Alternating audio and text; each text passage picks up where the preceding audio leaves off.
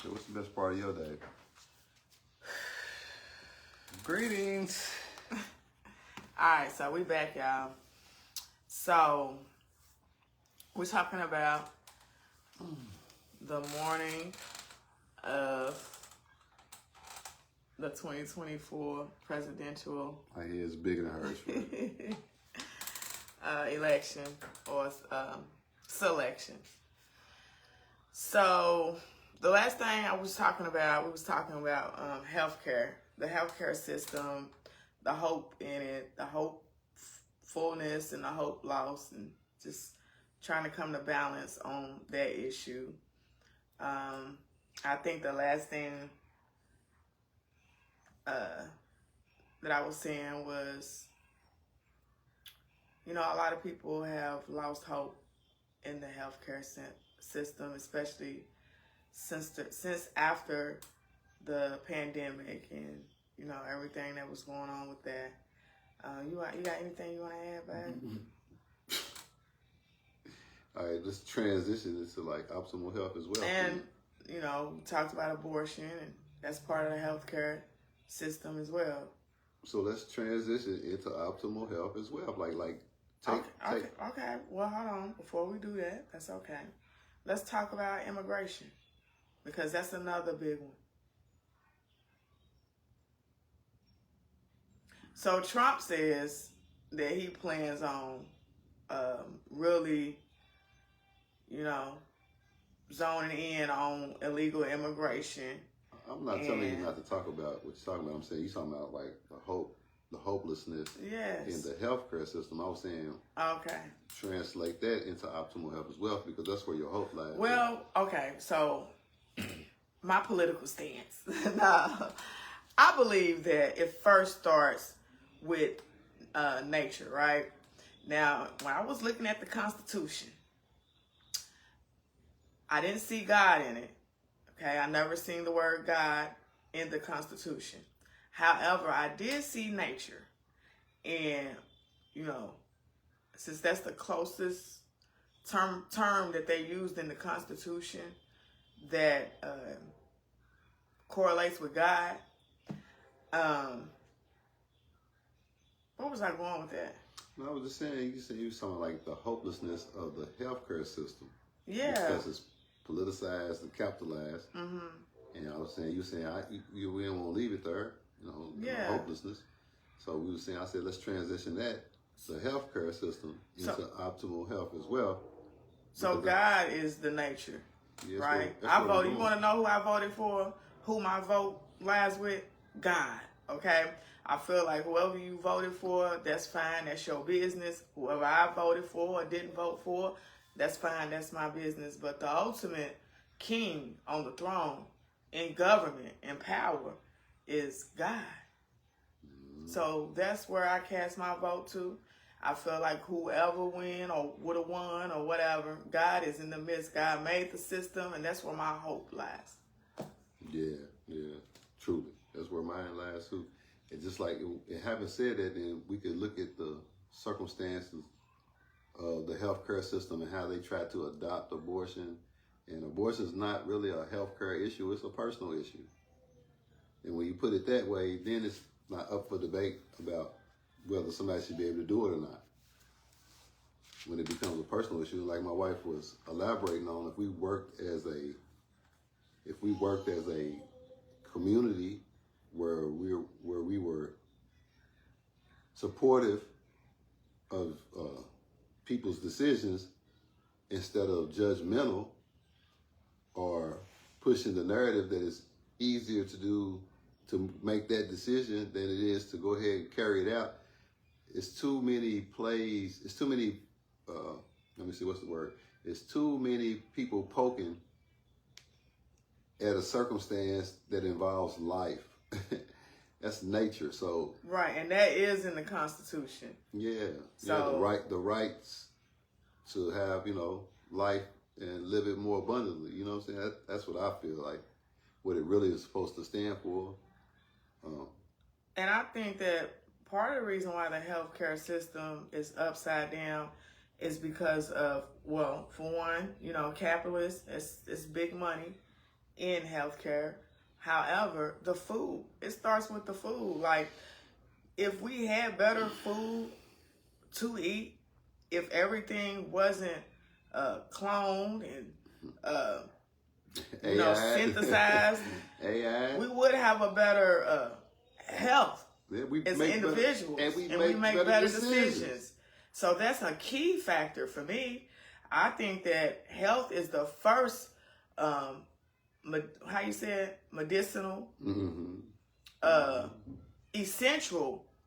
So if we had better food, then I don't think so many people will be having to go to the hospital for diagnoses and fighting diseases. So I think that a lot of our issue starts with the food. So if you vote for me in the next upcoming election, the first thing I would do is make sure we have better food. It's real though. We was watching Brewster's Millions. We was watching a movie called Brewster's Millions. It's an old movie too. Like it's on my Kanye West. But we watched the one with Richard Pryor, and it was deep, man, because like he was inherited money from a white man, old white man. He said that you wouldn't believe that I'm your grandfather, but I am, and you're the only one I got left. So here it is. So he had to spend like $30 million in 30 days in order to inherit $300 million, man, and it was. But he couldn't keep no assets. He couldn't. None. It was a great movie because. Go ahead, baby. No. I think that was key though. He couldn't keep no assets. Yeah. And it was a great movie because it looked like he was moving crazy, man. But the crazier he moved, the more successful he became. And what it was showing me was that he was moving on faith, because he could have took $1 million and just walked away. You know what I'm saying? But he was moving on faith. And a lot of what he did helped a lot of the people that was around him. I ain't talking about who he paid. I'm talking about the effect it had on people's lives, because he was about ready to win the mayor of New York City. Now, the reason why I'm bringing all that up is because, like, that's a movie, and that's what we're watching is a movie. You know, this is a real script. And my people said, my dog and the husband. Good morning. Peace. What's up, Vic? Magnolia in the building. Love you, bro. Thank you. Much love. And then it's like, when you take that movie and you transpose it onto what life's presenting us today, the real message behind that movie is love. So I would say the real message behind the results of the election was love for the children and the families again. It's like we have to really fight mentally, physically, and spiritually to maintain, like, you know, healthy eating, healthy living, healthy drinking. It's like that's going against. That's essential. Let me say it this way, because I'm gonna be careful, but I'm gonna be tactful how I say it. Greetings, Lady B. What's up, girl? I'm gonna be tactful about how I say it. I would fair to say that the adversary within all of us, are what's adverse to all of us, they're trying to make normalize. Like, AI is the image of its creator, and we're trying to sustain the image of the creator, the one that created AI too. So what the creator's telling me, what God told me was, don't have no fear of artificial intelligence. Don't try to become artificial intelligence. Just utilize it for my glory.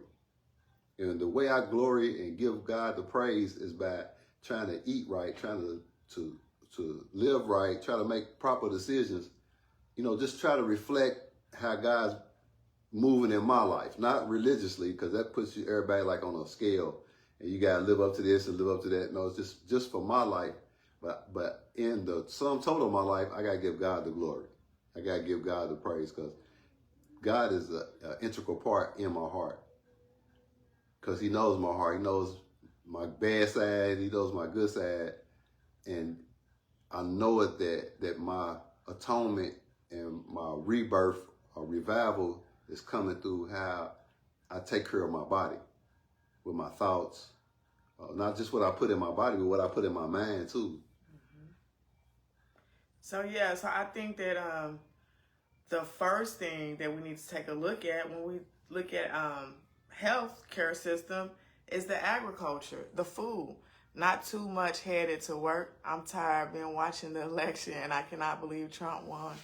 But I pray he makes America great again, like he said. Your God gonna make sure he do it, sis. So you make sure you just, be at ease and just know that no matter who came into office, God's gonna make sure, because his will be done, sis. So you make sure you have a great day at work, and just solace in the fact that God's will be done. And here's the thing, not judging you, because you might go beyond and above and beyond, but while you at work, do your best job.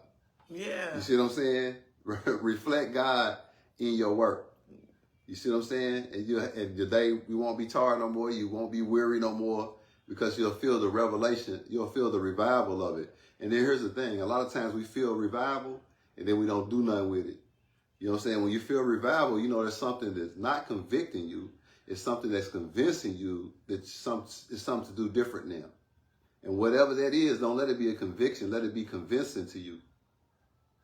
As you move with character, you move with God's character, and watch how it frees you from all these things that's been holding you.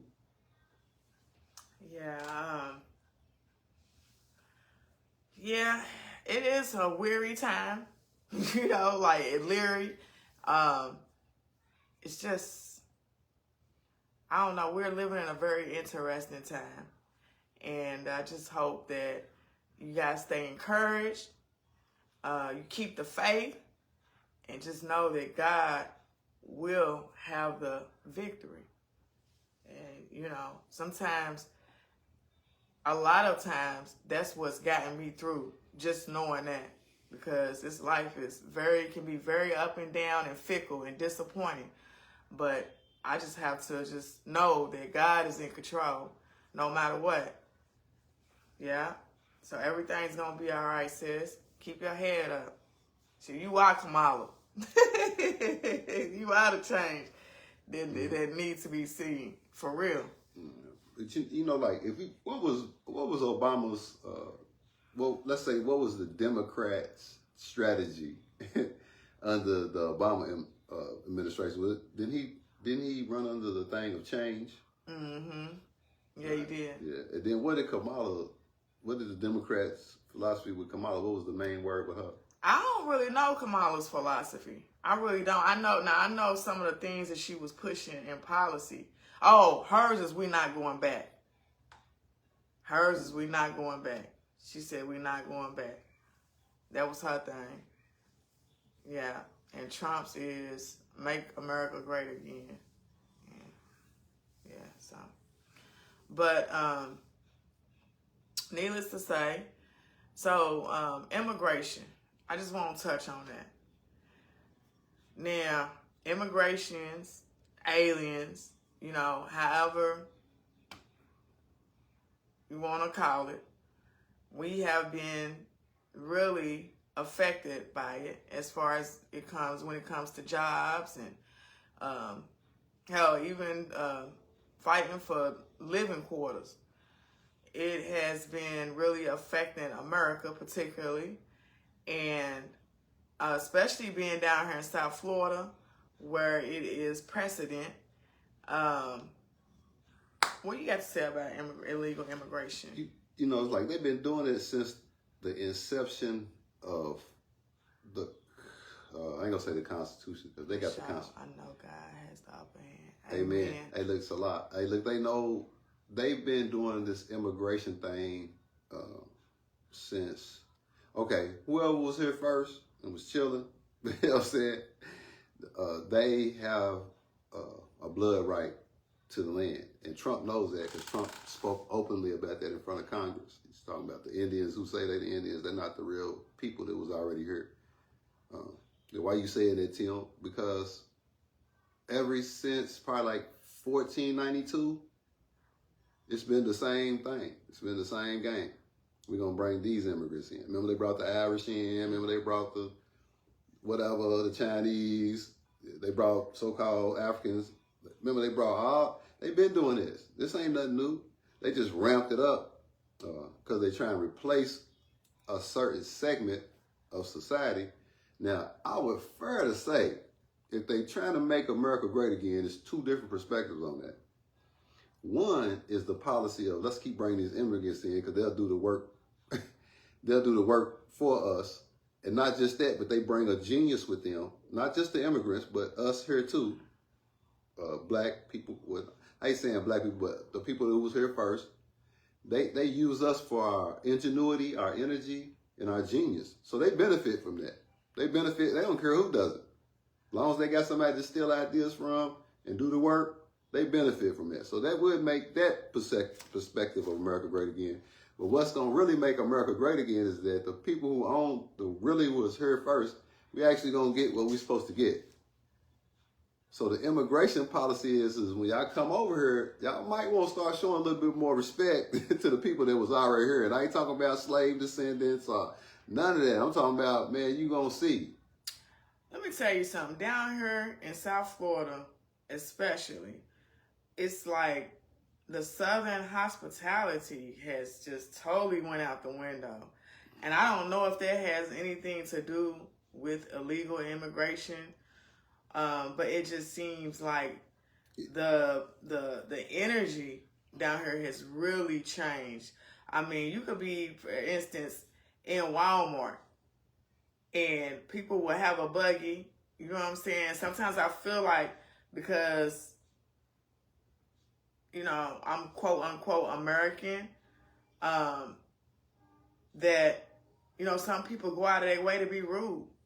Like they'll just bump into your buggy or whatever. Like, it's like what I experience in just the regular daily living, just going to the grocery store. I can feel the animosity.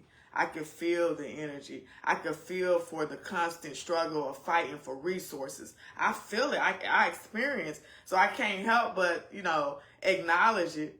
But it's real. Like, people are really out here fighting for resources because they don't know that God's resources is unlimited. So they are caught up in the illusion that they really have to be out here hand biting and eyelash wagging. You know, waving eyelashes and hand biting and whistling. Yeah, they really feel like they have to do that. Yeah, they have to be disrespectful. Like, it makes them feel valued. And the worst part about it is that's been the whole game plan, to devalue us as a people. See, we're from here. We're from this land. So in order to if you take over a man's home and he's still there, you always got the threat of him retaking his home back. So the whole agenda has been to take us out of home ownership. You dig? And it starts by taking our families apart. Because I'm going to drop an interesting jewel on anybody who listens to hear this. I'm going to drop a jewel for you. I've been all over the world. And you go anywhere else in the world talking about you're going to turn their son into a little girl, they'll kill you. You go anywhere else in the world talking about you're going to break their families up, they'll kill you. You go over there anywhere else in the world talking about you can do you and you ain't got to worry about the consequences, they will kill you. But they can come over here and do worse and do worse than what anything they know they can't do back home. Yeah. And get away with it. And get away with it. And so, I'm not saying all immigrants. And we ain't saying all white people, and we ain't saying all people. Yeah, we're saying it's the system, and it's the system, and it's ingrained in the spirit. The spirit is ingrained in the system, to where you damn near gotta meet a person and fucking work with them for a year for that get through the spell that's been casted about we not supposed to get along, we supposed to fight over resources, or we supposed to, not work together. And these silent war tactics. They ain't silent because we can't even get customer service. Yeah, we can't even get customer service. I'm gonna tell you something. I've seen where black people from Florida have to fake a Jamaican accent or a Haitian accent to fucking get resources and a job. They gotta act like they Jamaican and Haitian. Hey, but that's no different than me having to wear my good black wig to work. You know what I'm saying? My good work black wig. Yeah, they do the same thing they made us do. And all that. Yeah, they do the same thing they make us do. That's why I be telling some young folks, especially young women, like, I can't imagine what my ancestors and the women and the men before me went through for us to be sitting right here today, to have a voice to even speak on this platform, because I had to go through the whole phases of being able to work in corporate America. And one of those things that I had to have was my good work wig. You got to change your image. Look, and what we was talking about earlier, because it correlates into this though. What we was talking about earlier, you got to change your image. So whose image are you reflecting? That's critical. Because like for real, if that's not really your hair, you're giving a false image. And I'm not judging nobody. I'm saying like, okay, so let's say the image of Satan is artificial intelligence. Y'all seen them robots they just rolled out? Y'all see where things are headed. Like our newly elected president, all he talked about was Elon Musk for about 15, 20 minutes. So we see where this is headed. And that's an image. So if you can't be comfortable just with who you are, that's God's image. And the thing about it with the artificial intelligence is that the reason why healthcare hope has went down, and the reason why abortion is such an issue, is the fact that America's really getting to the point where they feel like they don't need us. They don't need people, period. To survive. Yeah, they don't need people, period. They have artificial intelligence. They have robots. They have robots that can do surgery. Mm-hmm. How I seen that damn near 20 years ago. Now look, this is a disclaimer. This is for educational purposes only. Yes. These are only our opinions. We are not stating, we are not medical doctors. We are not doctors in education. We are only content creators. And communication. I'm a communications major. Yes, so we're only voicing our opinions. Yeah, educational purposes only. Yeah, so truth be told is they don't want you to make it. The distraction is all the movie. The goal is to get you to keep eating foolishly. Period. Because if you buy into the system, you're going to go out to eat. You're going to go fast food. You're going to cut corners. You're not going to take care of yourself. And that's the goal, to have you so distracted and overwhelmed. Your attention. Yeah. That's the currency. Come on, baby. Bring it home. Your attention, like your energy. That's your essence. Mm-hmm. So that's why it's so important to watch what these babies are watching and to monitor it and to, put a protection boundary around it. Not just for the children, but for ourselves too. We the first educators. And the best way to do that is create the content that you want to see and be. Like, become that. Instead of waiting to be entertained, become the entertainment. Like be proactive with your families. Be proactive with your wife. Be proactive with your children. Be proactive. That takes from them stealing your current seed. And then you'll make better decisions about, okay, well, I don't care about doing this. I'm going to go buy this food and see how it makes me feel. Because that'll open up doors for you to be able to do what you like to do and then some. If you're healthier. Go ahead. That's true. If you're healthy enough to do it. But we're cheating ourselves and we're taking the easy way out. And we're not going to say, Tim, you just based on speculation. No, there's a lot of, I'm 52 years old, man. A lot of my people are dying. Mm-hmm. A lot of people my age and under are dying. Johanna, what's up, girl? So we got to keep it real, man. It's like we got to really look down inside, man, and say, okay, it's time to invest in ourselves and in our families. And then, guess what? The politicians and everybody else, they got to do what we ask them to do. Mm-hmm.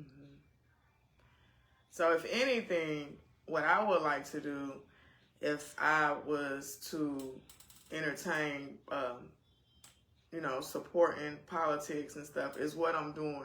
Which is, I'm in student government. I'm a representative at my school.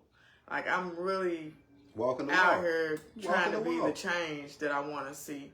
I will start with my local community. That's why I go. Sometimes y'all see me at different businesses promoting optimal health as wealth. So I would like to do more work like that. I'm a grassroots type girl. I think they try and get your girl to go international. You know what I'm saying?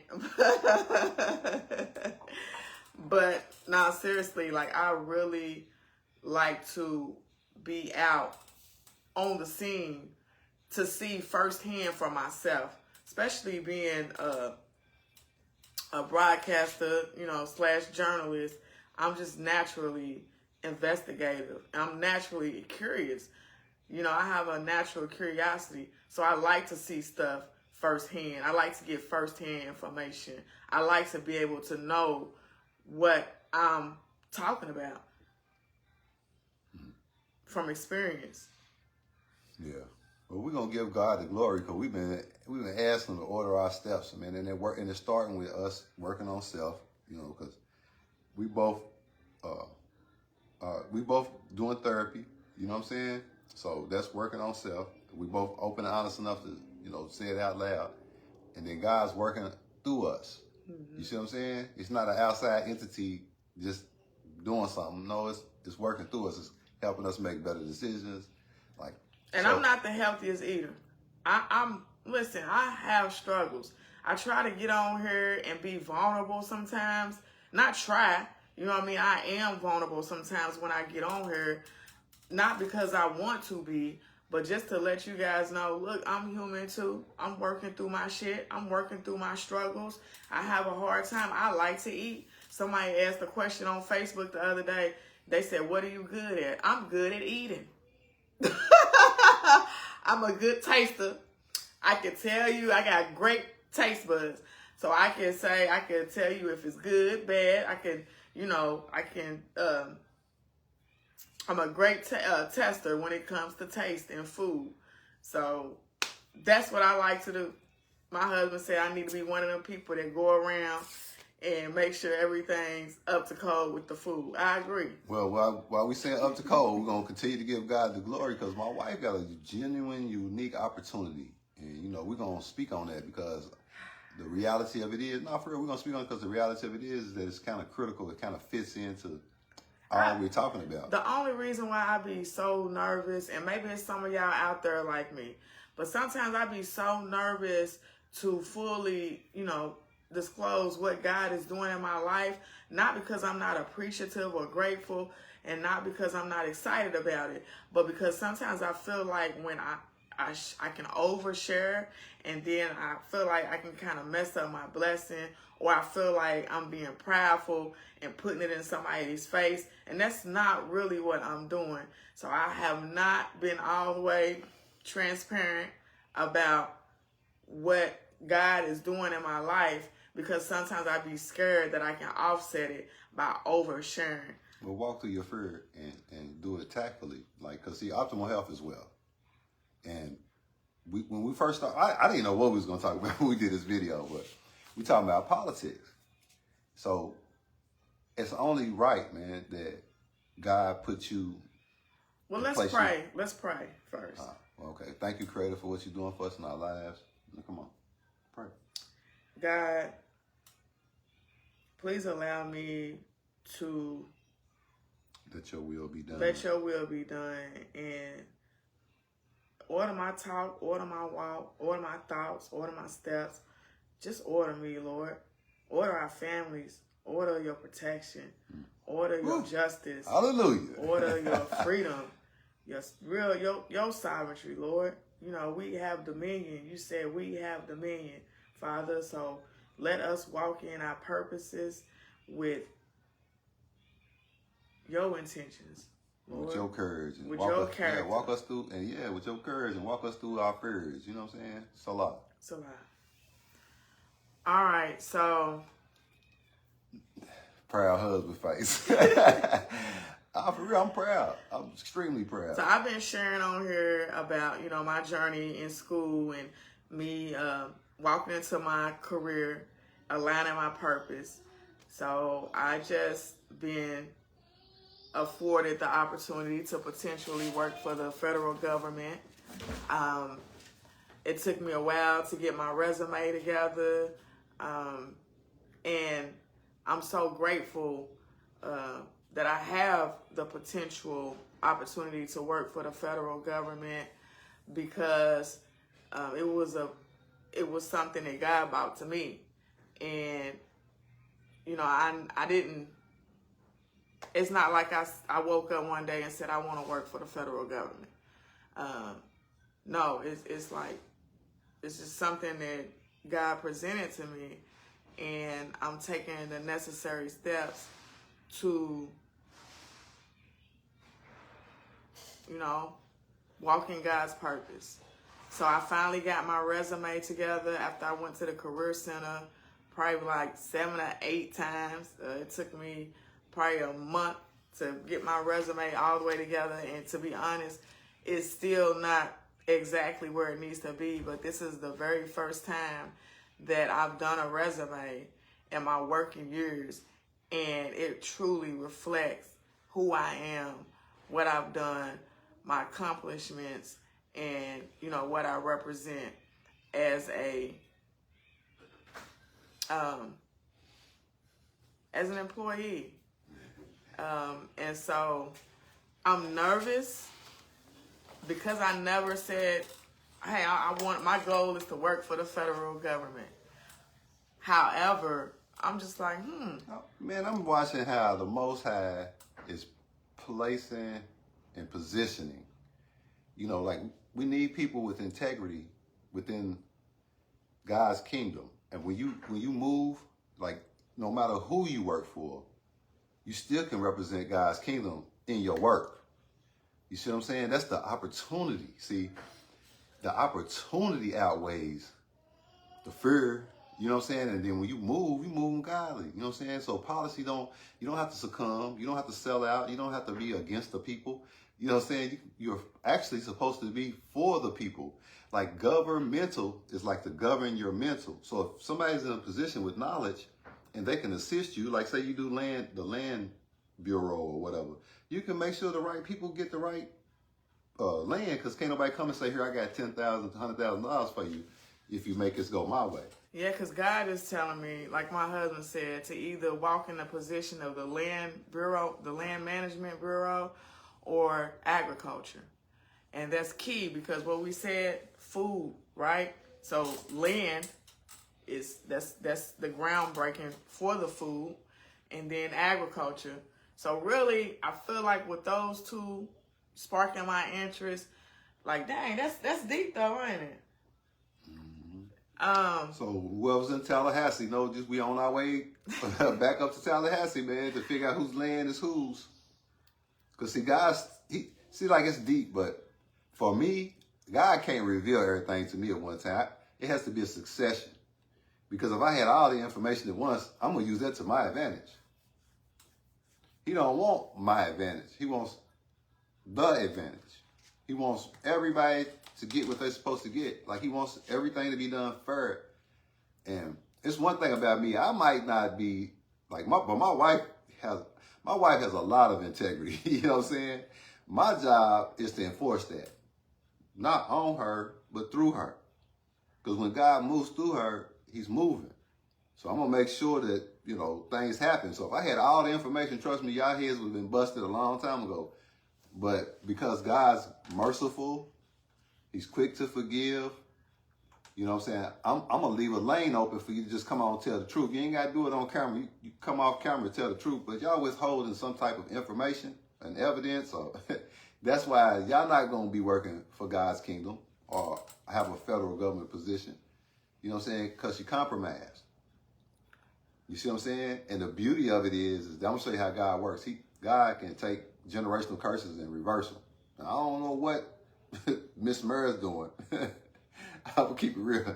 I don't know what Miss Mary's doing, but I know what my wife's going to do. So she's going to cleanse y'all bloodline, whether you like it or not.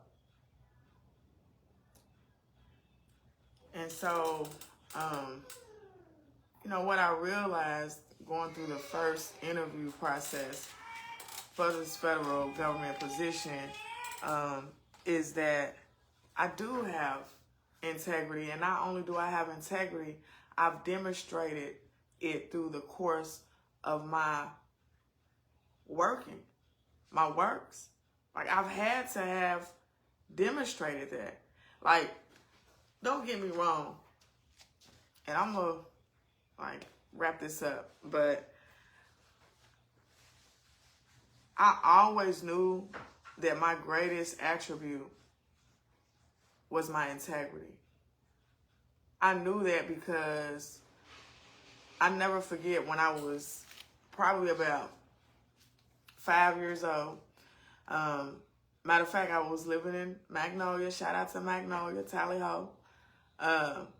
It used to be a beat truck. We called it a beat truck. And, you know, they used to sell, I'm pretty sure it was in every hood. They used to sell like candy and different stuff, different snacks on this truck. And so I'm like, I heard the beat truck, you know. So at the time, I'm like 5 years old. Shit, I didn't have no money. So I was like, damn, like, I want something off the beat truck, but I ain't got no money. So I went in my grandma's room, and she had like, you know, some change sitting on the dresser. And I stole it. I took it. And I said, shit, I'm getting me some today. And so I took it. I went outside, bought me a snack off the beat truck. So my brother comes. He's like, dang, you got something off the beat truck? How you get something from the beat truck? And I was like, yeah, I got it. Just know I got it. Well, anyways, to make a long story short, my grandma came home and she noticed that the change was missing off of her dresser. And my brother, you know, he ratted me out. He was like, I seen Mira, that's exactly how much she used to get what she got from the BB truck. That's how much it cost. And so I got my ass whooped for stealing, I think it was 45 cents off of my grandma's dresser. Do you know that lady came home and that was the first thing she noticed that was missing? I mean, it was like real quick act right. And so, to make a long story short, I knew that day how important it was for me not to steal, to have integrity, and to always tell the truth. And after my grandma whooped me for stealing that 45 cents off her dresser, I learned a quick, valuable lesson about having integrity. And fast forward, you know, when I started working, especially in childcare, and most of my work experience have been in childcare and working in the healthcare system. So half and half. Like it's when I think about that, I'm like, wow, you know, I've had a blessed working history to be able to work with children, and then to be able to work for, you know, the sick or the elderly. You know, it's just been a blessing to be able to do that. Even though it's not a lot of money in it, it's not a lot of work compensation as far as materialism, but it's very rewarding. It's a very rewarding and a huge blessing to be able to work with children. You know, those are God children, you know? So for me, how I view certain things, like what we should be doing and stuff like that, I've been doing. So I don't really, sometimes I don't really be like caught up in other people's perceptions, because God knows my heart. God knows my work. God knows my thoughts. God knows everything. So a lot of times I don't feel like I have to prove what I've done. But, you know, just for the sake of just talking about the resume and the position and the place that I'm in at this point, as far as possibly having an opportunity to work for the federal government, I'm just reflecting on my work history, and I'm reflecting on my greatest attribute, which is my integrity. And I'm not bragging, because soon as, you know, I feel like you brag or claim something, here comes the devil. You know what I mean? To try to test it. However, my integrity has stood the test of time. So I don't want to be on here like, oh, I got to be fearful. Like, oh, I have to, you know, be, you know, like I can't be truthful to y'all as far as what God is doing in my life, in our lives. And so sometimes I can condemn myself.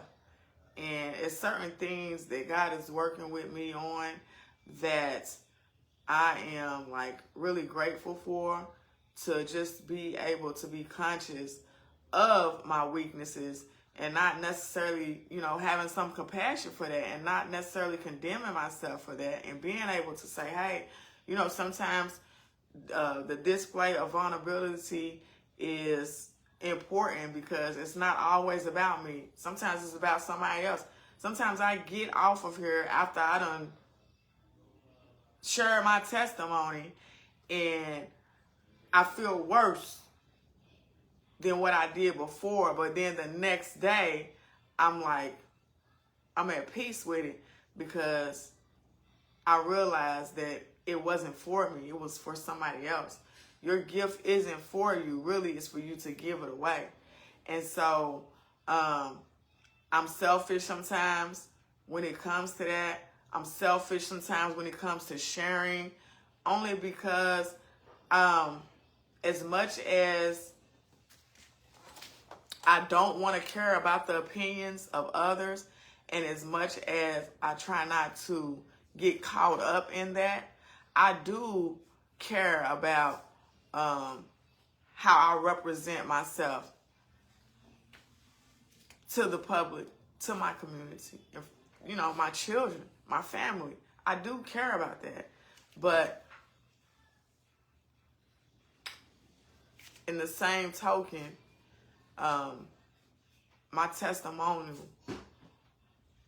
goes beyond it just being about me. And when I realize that, then that's what makes it easier, a little easier for me to get on here and share the goodness of God's blessings that He's bestowing on our lives. Baby, you have anything to say? Hey, bingo. And my husband, he is doing wonderful things. He's got a job opportunity. I think he has a career in it for real if he keeps advancing in that industry. But needless to say, he's doing his thing. God is showing up and showing out in his life as well, to where he can provide for our family. And, you know, it's a beautiful thing, because what I'm learning is that it takes a toll on a man when you know, when there's challenges with financial hardship. Needless to say, I'm pretty sure we all go through it.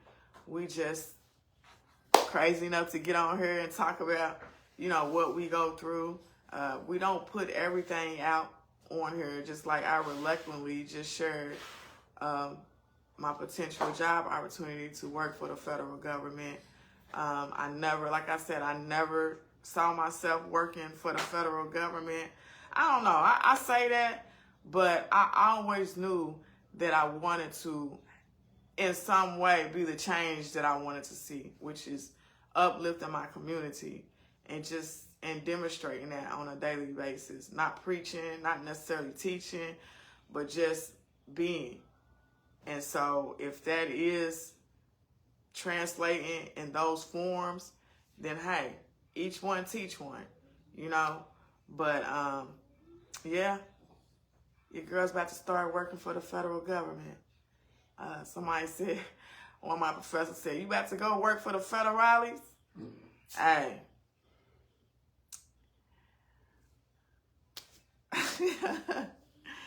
It is what it is.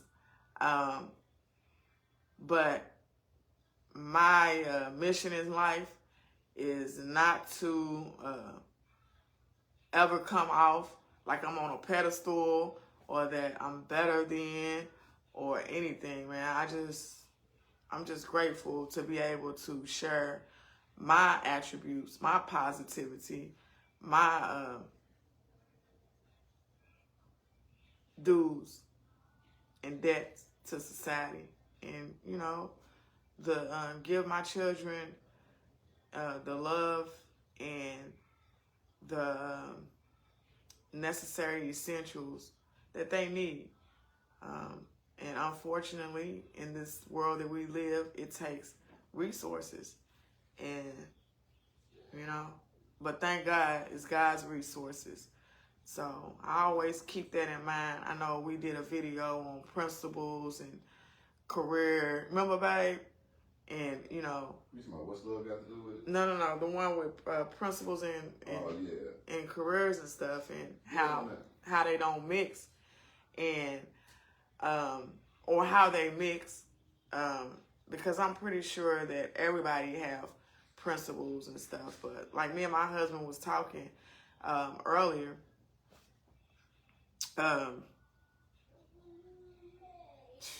we talked about so much. My mind be racing sometimes, y'all. See, I got excuse me.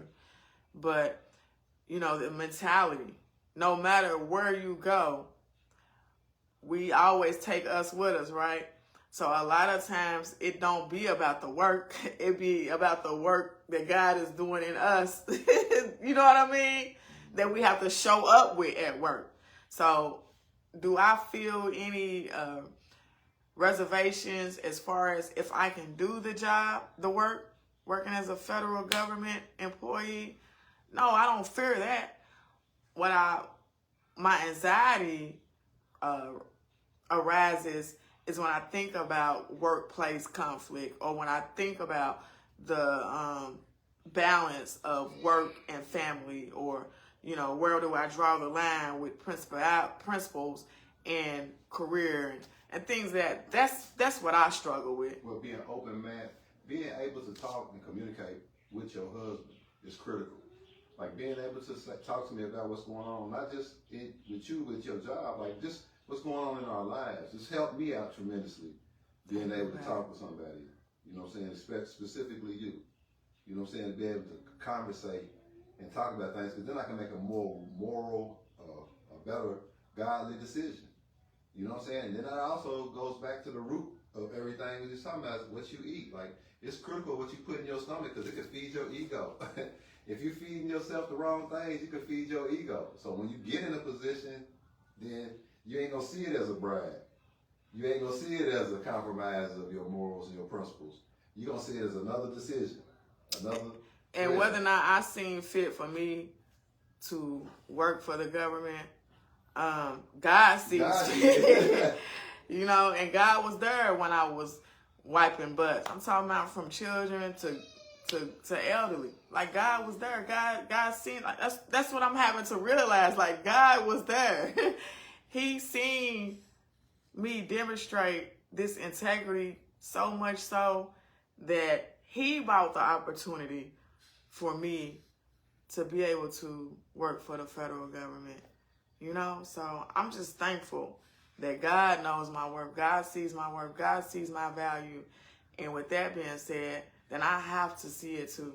So I'm grateful for my husband. Like I made a post a long time ago. I said I wanted to take communications so I can effectively communicate with my husband for the rest of our lives, and into infinity, beyond. So I can communicate with my family. I can communicate with my community, and I can communicate my story, not his story, not her story. It's nobody else's job to tell my story. I can communicate my story. I never knew how important that was. I've seen so much power in silence that I never really valued the importance of even being able to translate your own story, man. That's important. Think about that. Reflect on that. That's important. What's your story? It don't have to be loud. It don't have to be broadcasted like mine, but ask yourself that question. What is your story? And do you want to tell your story, or do you want somebody else to tell it? How the story tell you.